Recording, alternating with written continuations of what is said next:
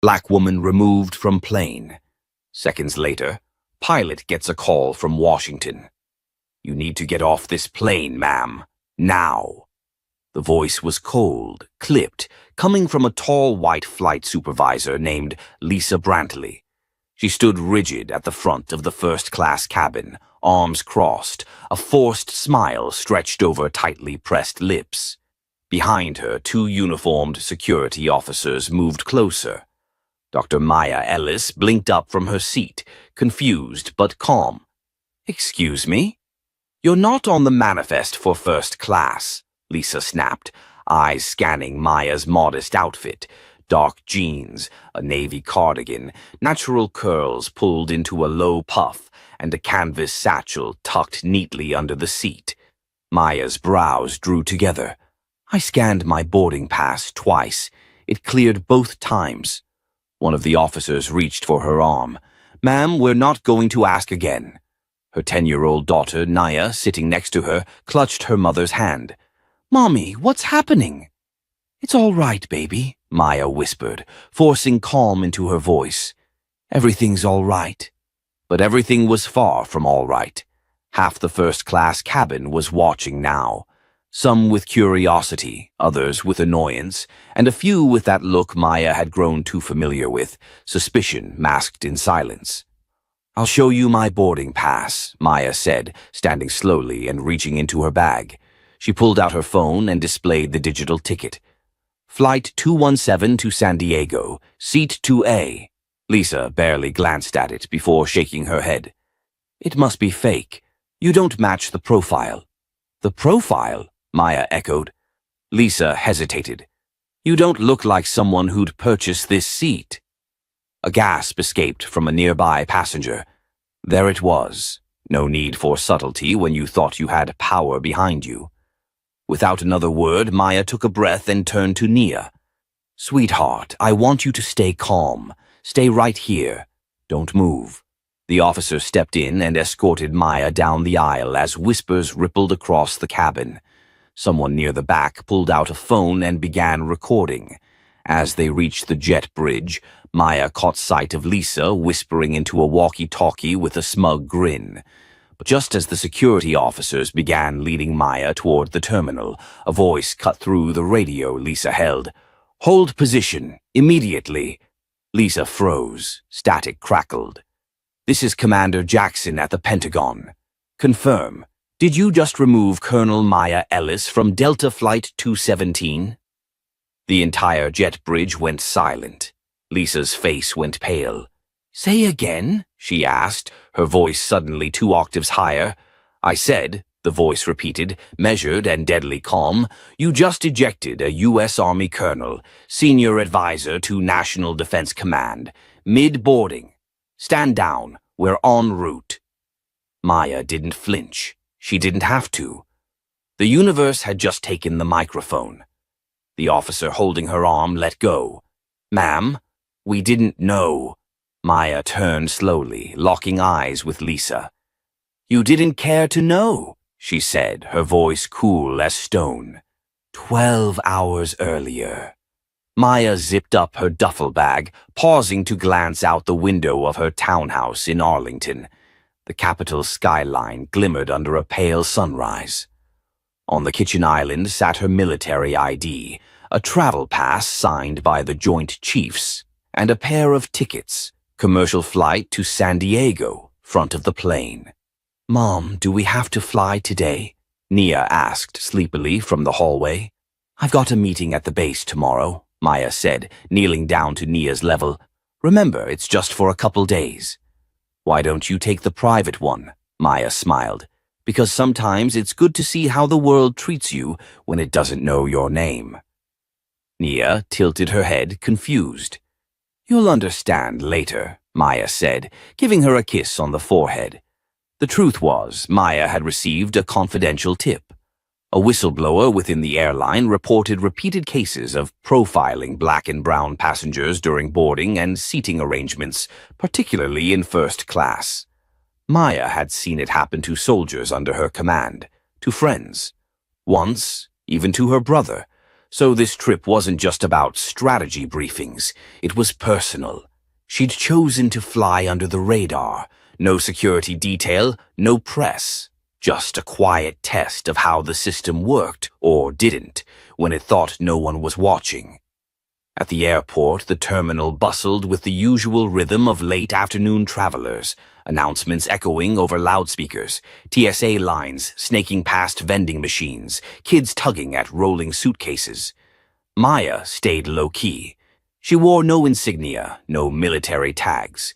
Her presence didn't draw stares, which is exactly what she wanted. Until she scanned her boarding pass. Twice. The green light flashed both times, no error, no alert. But the gate agent, a young man named Kyle, raised an eyebrow as he handed her the slip. Seat 2A, that's... He didn't say it, but the meaning was there. Maya just nodded. Problem? Kyle looked her up and down.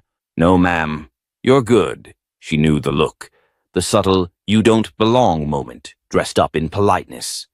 Nia skipped beside her, happily unaware. As they settled into their seats, Maya leaned back and closed her eyes. The mission had begun. And then the shadow arrived.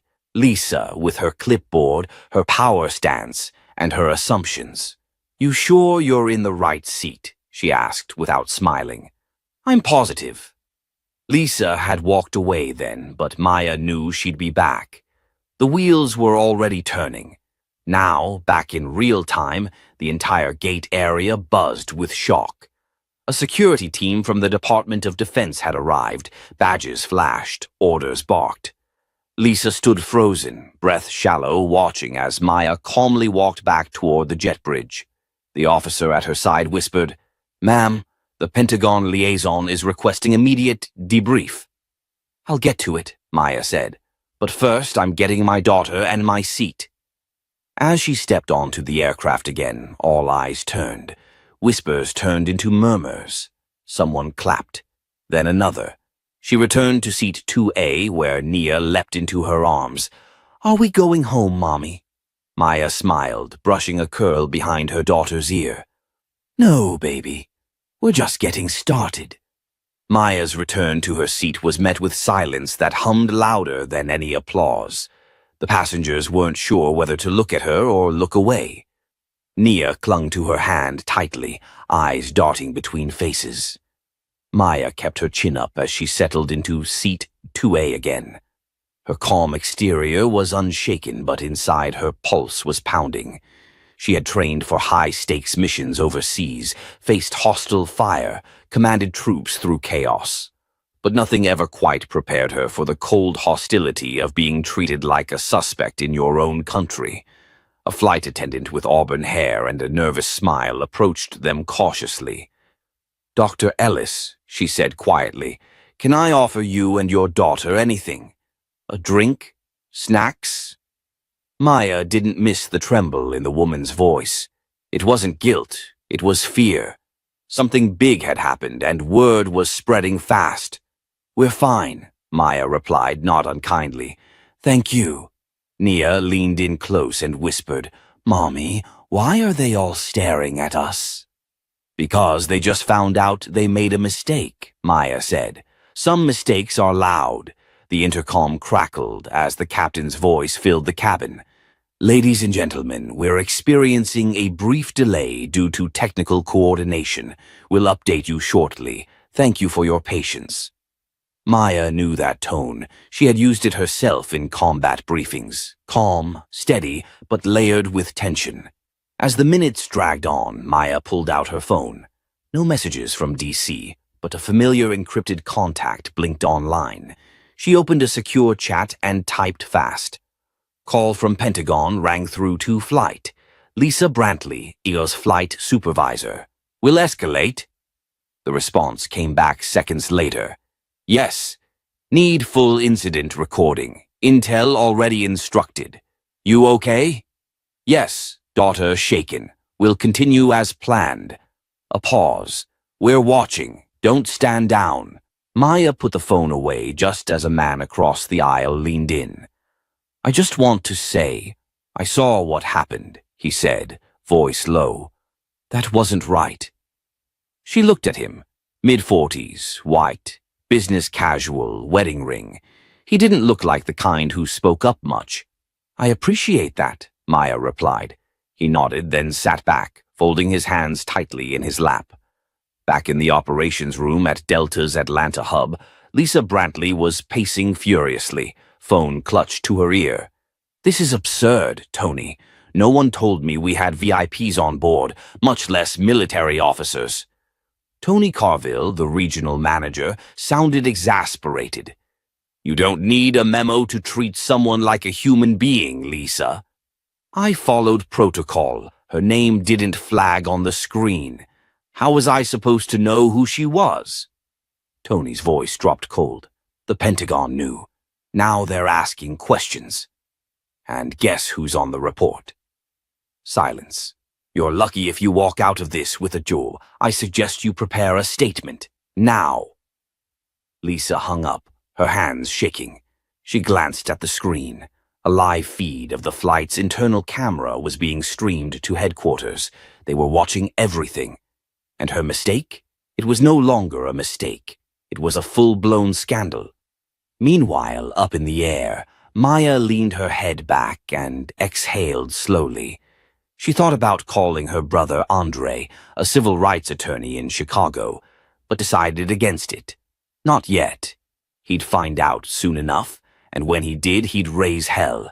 Do you think they'll do it again? Nia asked quietly. Maya turned to her. What do you mean? Kick someone else off the plane, just because they look like us. Maya swallowed hard. Maybe. But we're going to make sure that next time it costs them more. Nia nodded. You're like a superhero, Mommy. Maya smiled faintly. No capes, just facts. When they landed in San Diego, the scene was surreal. 2 black SUVs waited just beyond the gate. A pair of sharply dressed military officers stood in position, backs straight, eyes scanning the crowd. The captain's voice returned over the intercom. Colonel Ellis, please remain seated. You'll be escorted from the aircraft. Gasps echoed through the cabin. Maya stood, adjusted her cardigan, and took her daughter's hand. As they walked toward the exit, some passengers began clapping. Quiet at first, then louder, with a few standing. The businessman across the aisle gave her a respectful nod. Lisa wasn't there to see it. She was already under review. Outside, one of the officers saluted sharply. Ma'am, transportation is ready. Intelligence Command has requested full debrief at Naval Station Miramar. Siren protocol has been activated. Maya blinked. Siren, that wasn't the plan. There's been movement. The whistleblower you were tracking, he surfaced, and he named names, including someone at Homeland. Maya glanced at Nia, then back at the officer. Then we go now. They stepped into the SUV, the doors closed, and the convoy moved. Behind them, a dozen phones buzzed with headlines breaking across the country. Black woman ejected from plane, identified as high-ranking U.S. Army colonel. Pentagon responds. Maya didn't smile. There was too much work ahead for that. The next morning, Maya stood in front of the large mirror inside a secure conference room at Naval Station Miramar. She adjusted the silver pin on her lapel, subtle but unmistakably signaling her rank. Gone were the jeans and cardigan. Today, she wore her full-service uniform. Nia was safe, resting in temporary housing under military care, attended by 2 trained aides. But Maya couldn't rest. Not with what had unfolded in the past 18 hours. Colonel Denise Harper, her longtime colleague and now commanding officer at Miramar, entered the room briskly. Her face was grim, holding a manila folder that looked far too thick for comfort. We've got a problem, Denise said. Maya arched a brow. I thought I was the problem. Denise didn't smile. She laid the folder flat and opened it. The passenger manifest from your flight. You weren't the only target. Maya's expression shifted. What are you saying? There was someone else on that plane. A name flagged in connection to a federal anti-corruption probe. You were collateral. They needed a distraction to pull him quietly. Maya processed this slowly. So the whole scene, me being dragged off, the pilot's panic, the cameras, it wasn't just racism. Oh, it was racism, Denise corrected, but it was also manipulation. Someone used it. Denise flipped to a photo clipped inside the folder. A balding man in a navy blue suit, bland, forgettable, dangerous. Charles Linford, former DHS consultant. Been off the radar for a year. He boarded in Atlanta, sat 4 rows behind you, disembarked during the chaos. Maya's jaw clenched. And no one stopped him? He walked right past security as everyone was watching you get escorted off the plane. It hit her like a punch. They'd used her, used Nia, weaponized public bias to cover an exfiltration. Maya stepped back, fury boiling beneath the surface. Denise continued. And there's more. Your name wasn't left off the manifest by accident. Someone scrubbed it, internally. That's not just protocol failure. That's sabotage, Maya said, voice low. And we need to know why, and by who. Meanwhile, 3,000 miles away, the fallout continued. At the Delta Regional Office in Atlanta, Lisa Brantley was sweating through a boardroom interview with 2 Pentagon investigators. I didn't know who she was, Lisa repeated. And if you had, one of the agents asked, I still would have followed security protocol. Which protocol exactly? He pressed. The one that permits you to remove a decorated Army colonel traveling with a child based on a complaint about her presence? Lisa squirmed.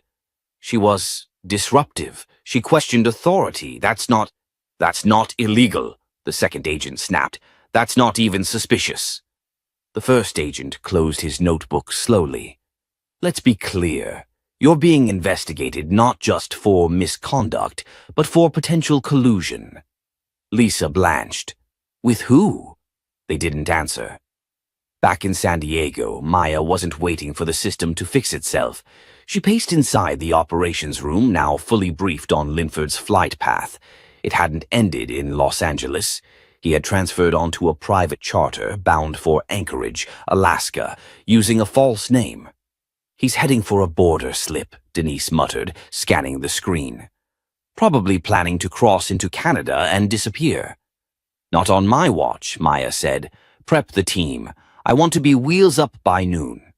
Denise hesitated. You sure you want to be the one to bring him in, after what happened? Maya's stare cut through the room. I want to look the people behind this in the eye. I want them to know we don't go quiet. Not anymore. A junior officer peeked into the room. Ma'am, we just got confirmation. Linford had contact with 2 names inside Homeland Security. One of them is still active, high level. Maya and Denise exchanged a look. This is bigger than we thought, Denise said quietly. Maya stepped closer to the screen. Then we'll make the truth even louder. In a quiet part of town, a viral video was making rounds on social media. It showed Maya, exhausted but composed, walking off the plane with Nia, flanked by officers. But someone had added a voiceover. This is what power looks like, grace under fire. And the moment America remembered that justice doesn't wear one color or take orders from silence. Within hours, the video was trending. Civil rights groups picked up the story. Lawmakers began making calls. And Maya Ellis, once unknown to the public, was suddenly a national name. She didn't care about that. All she cared about was the next move. And this time she was calling the shots.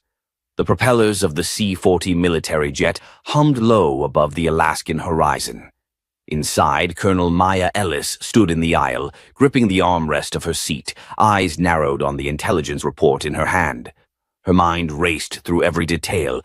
Anchorage, an abandoned seaport warehouse. Linford was already there. If they moved fast enough, they could intercept before he vanished again, this time possibly for good. I still can't believe they scrubbed your name from the passenger manifest, Sergeant Leo Harris muttered across from her. That's high-level interference. Maya looked up from the file. Which is exactly why I'm here in uniform this time.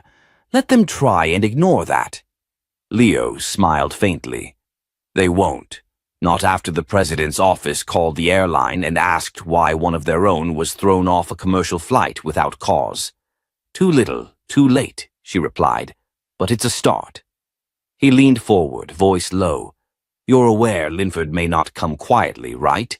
If someone in Homeland is protecting him, then we expose them all, Maya said, her voice like steel. As the jet descended into the chilly dusk, Maya's phone buzzed. It was a secure line. Maya speaking. A female voice responded. Confident, cool. This is Commander Elaine Preston, FBI Field Operations. I've just received word that Linford isn't working alone. There's chatter that he's carrying classified disks, names, connections, evidence. Someone powerful doesn't want that falling into the wrong hands. Maya's eyes sharpened.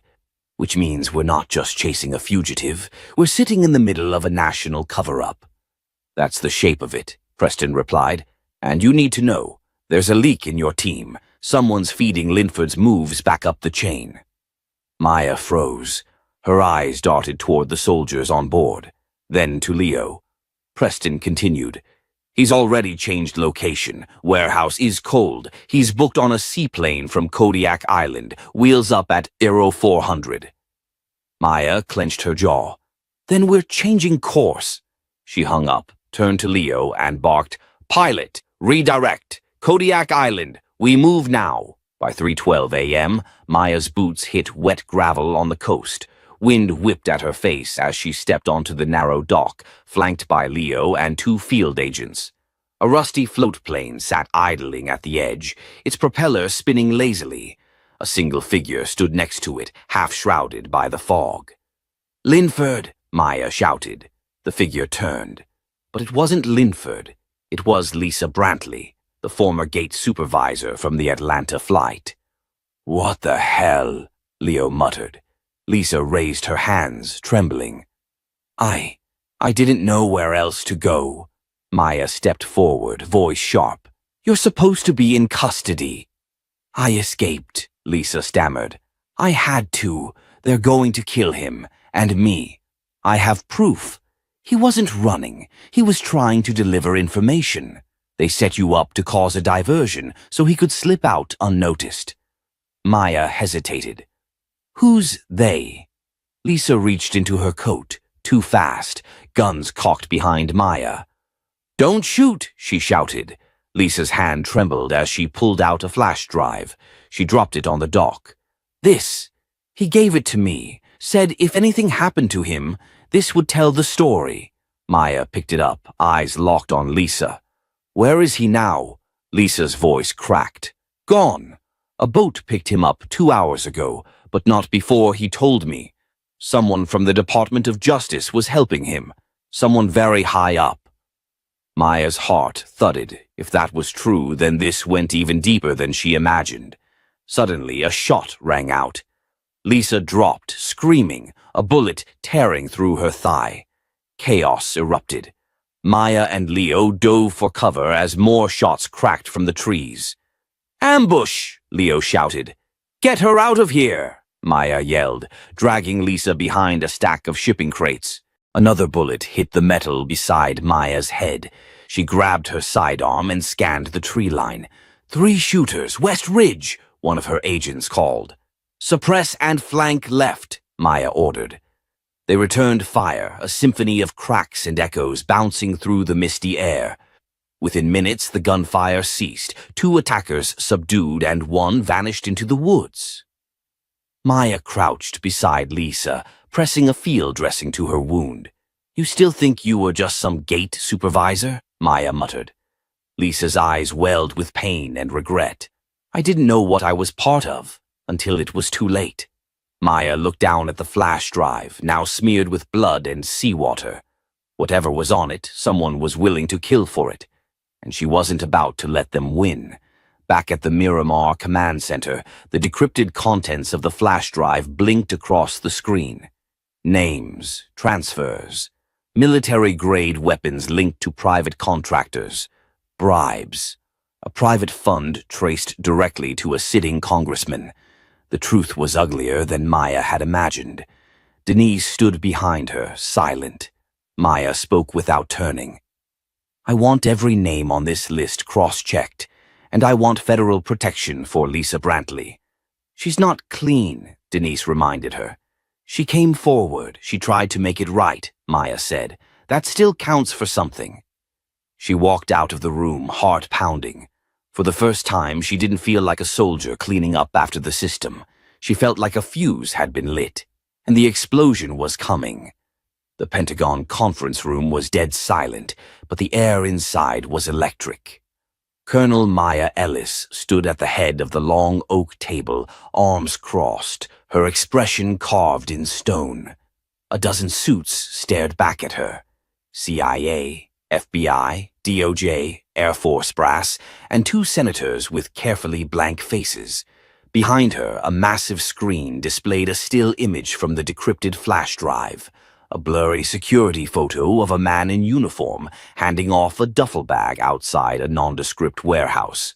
The contents of that bag, as revealed just hours earlier, included encrypted military procurement files, unreported cash transfers, and emails connecting Congressman Alan Wexler to a clandestine weapons routing operation stretching from Panama to Syria. Wexler himself was not in the room, but his people were. Maya leaned in. What I'm holding here, this isn't conspiracy theory. This is conspiracy. And the only reason any of you are hearing about it now is because someone tried to silence a man who was trying to expose it and shot me out of the sky in the process. General Maddox cleared his throat. Colonel, we're not denying that there are serious allegations here, but we can't go public until we verify the data. The implications, Maya's voice rose. You mean the fact that an elected official has been using federal military supply lines to move arms for profit? That a pilot and a gate agent were used as pawns to discredit me and create a diversion? Colonel, interjected Special Counsel Vickery from DOJ, there's a process to these things. Right. A process that's allowed Linford to disappear again. A process that nearly got a whistleblower killed last night. A process that's compromised. She dropped the flash drive onto the table with a snap. Vickery flinched. I'm not asking for permission, she said quietly. I'm notifying you. I'm taking this to the Inspector General. And if this gets buried, I'll go to the press. Either we fix this from the inside or I drag it into daylight myself. No one spoke. No one needed to. Maya turned and walked out of the room. Outside the Pentagon, the sky was a sharp winter blue. Denise awaited by the black SUV, phone to her ear. He's in D.C., she said, sliding into the passenger seat beside Maya. Checked into a safe house under a fake name. One of our field contacts spotted him. Maya gripped the steering wheel. Then we move now. I want Linford alive, no mistakes. The safe house was tucked in a forgotten corner of northeast D.C., 3 blocks from an old industrial rail line. Unmarked cars blocked both ends of the street as Maya and a team of tactical agents surrounded the building. Her breath fogged as she gave the order.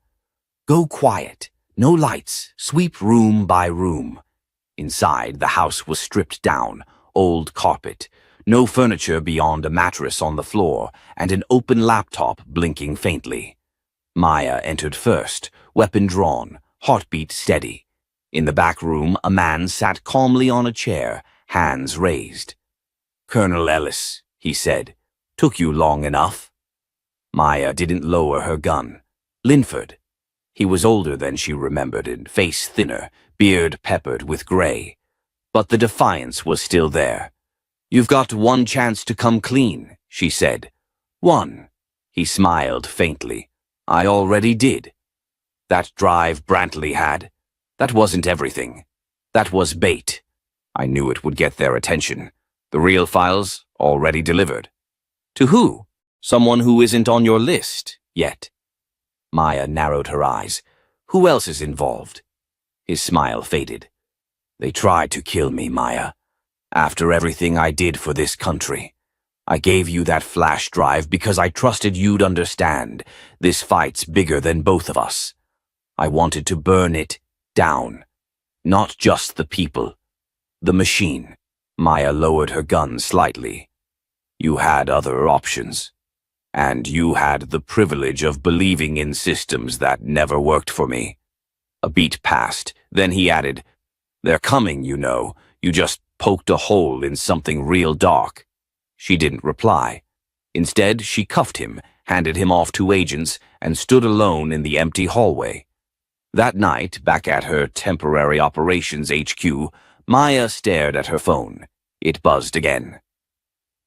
"Unknown number." She answered. "Colonel Ellis," said a calm, firm voice. "This is Secretary Langston. The President would like a briefing. You'll be flown in tomorrow morning. We're not delaying this any longer." Maya exhaled slowly. Finally, change was beginning. Or at least the cracks had started to show. The cold bite of early morning air settled over Washington, D.C., as Colonel Maya Ellis stepped into the towering marble halls of the Eisenhower Executive Office building. Her breath was steady, her stride unshaken, but inside adrenaline raced like wildfire. She wasn't here for ceremony. She was here to pull the last thread and expose the whole damn thing.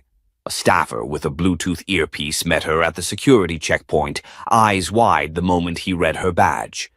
"Colonel Ellis," he said, his voice too rehearsed, "you'll be joining the National Security Council in the Roosevelt Room. You've been cleared for a closed-door briefing." Maya gave a tight nod. "Lead the way." Inside the room, the heavy wood table gleamed under recessed lighting. Around it sat senior Pentagon brass, a White House policy advisor, and, at the far end, Secretary of Defense Eleanor Maddox. Her expression was unreadable. The president wouldn't attend. Not directly. But Maya knew this room was enough. Whatever happened next would ripple far beyond these walls. Secretary Maddox stood. "Colonel Ellis, I've reviewed your initial report. The intelligence recovered implicates key players in defense logistics, private military contractors, and a sitting congressman. We now understand you were removed from that plane under orders disguised as standard protocol." Maya's jaw tightened. "And the shooting?" There was a long pause. "The orders came from someone within Homeland," Maddox admitted, "but they were manipulated. The pilot received what appeared to be a valid directive. Your name was red-flagged in their system." "Someone forged a security alert in my name?" Maya snapped. "They spoofed Homeland?" "No," Maddox replied. "They were Homeland, but not on the books.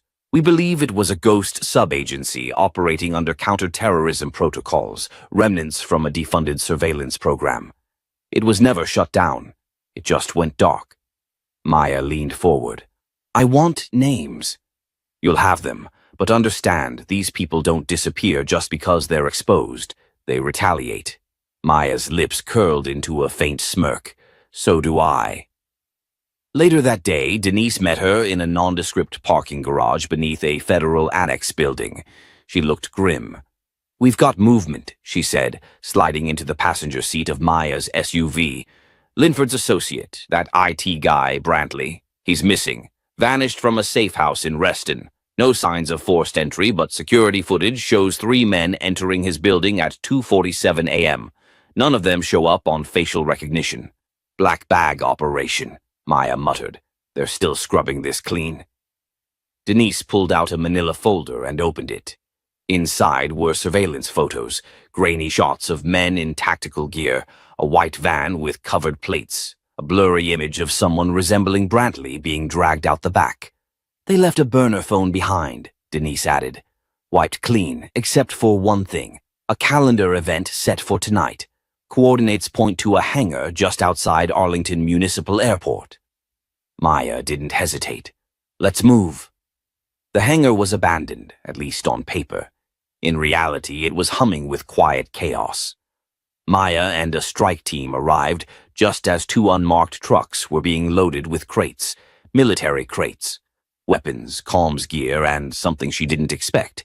mobile encryption kits typically reserved for high-level State Department operations. "Do not engage unless I say," she ordered. "We get eyes on everyone first." From the shadows, Maya moved in.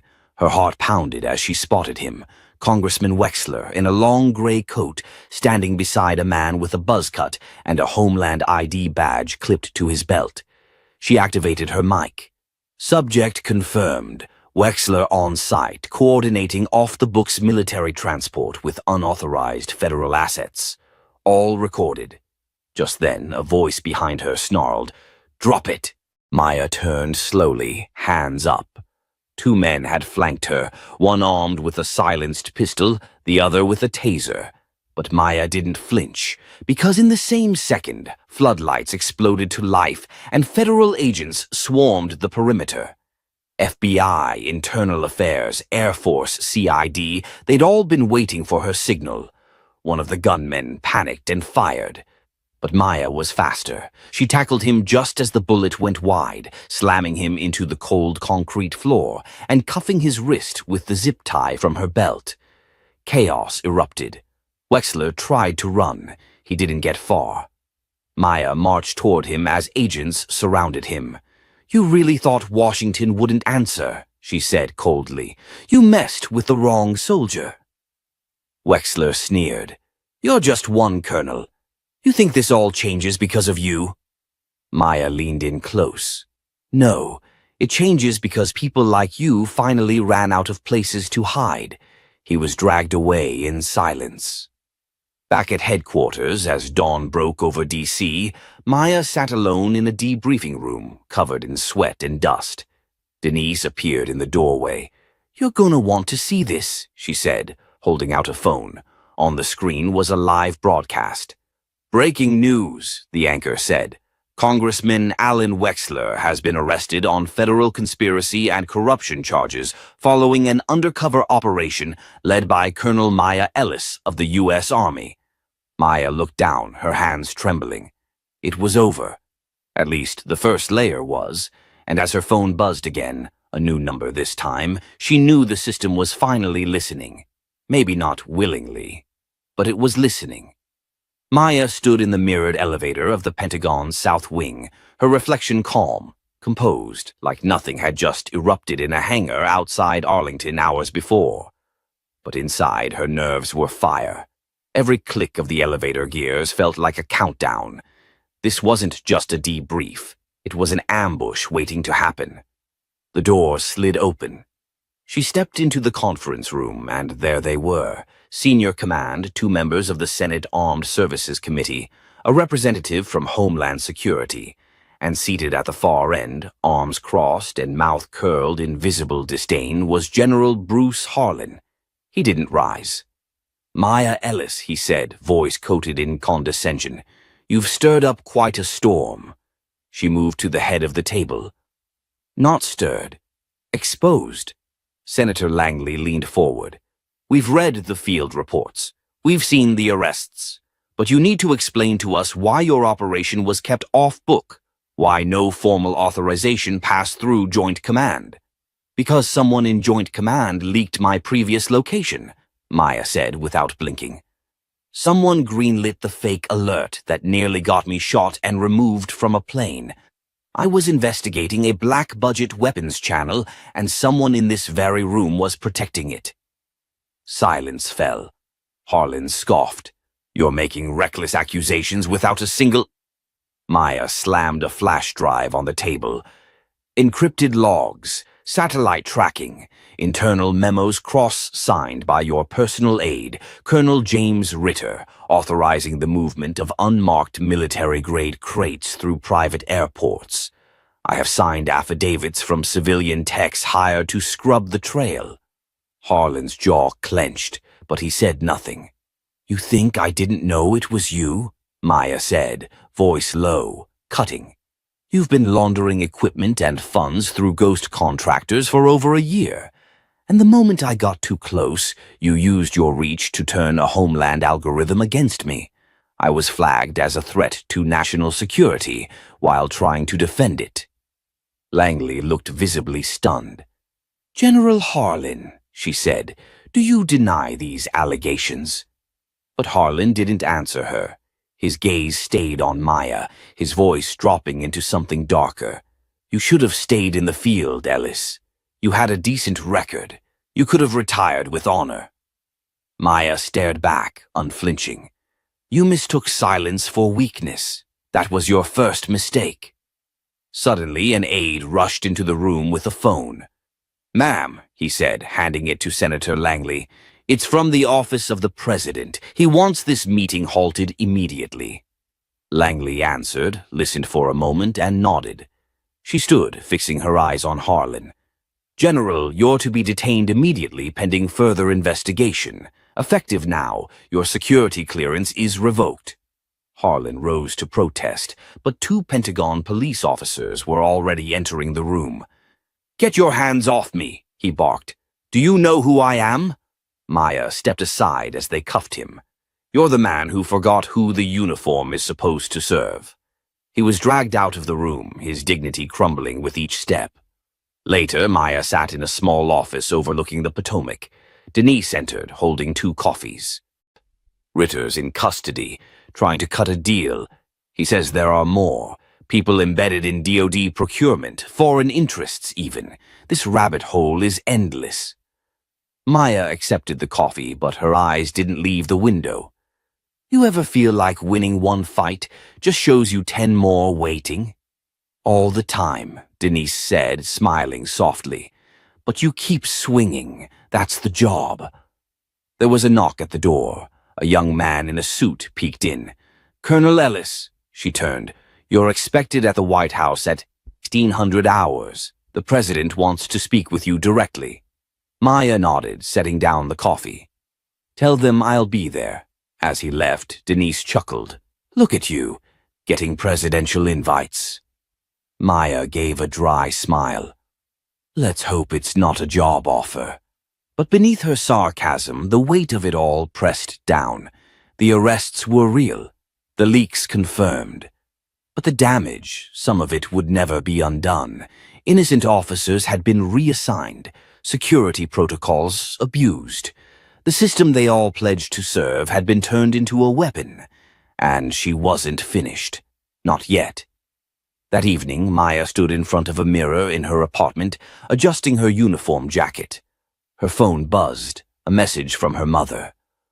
"Proud of you. Always." She took a breath. Tonight, she wasn't just a colonel. She was the proof that silence didn't mean submission. And as she buttoned the last gold-plated pin, she whispered to herself, "Let them know I'm coming." The room was dim, with just the soft glow of morning sun seeping through the Pentagon's east windows. Colonel Maya Ellis stood silently behind the lectern, dressed in her full Class A uniform, a small American flag pin gleaming beneath the rows of commendations on her chest. Her face was calm, unreadable, but behind her eyes was fire. Across the room, dozens of service members, government officials, and media personnel filled the seats. The investigation into General Harlan's corruption had exploded across national headlines. Ritter had flipped. 3 more names from defense procurement were indicted. The fallout was unprecedented. But this morning wasn't about the arrests. It was about something bigger. The press conference had been called by the Secretary of Defense himself, but at the last moment the podium was yielded to Maya. And now she stood center stage. "I wasn't supposed to be here," she said, voice steady, clear. "Not because of the enemy abroad, but because of the silence within." A hush fell over the room.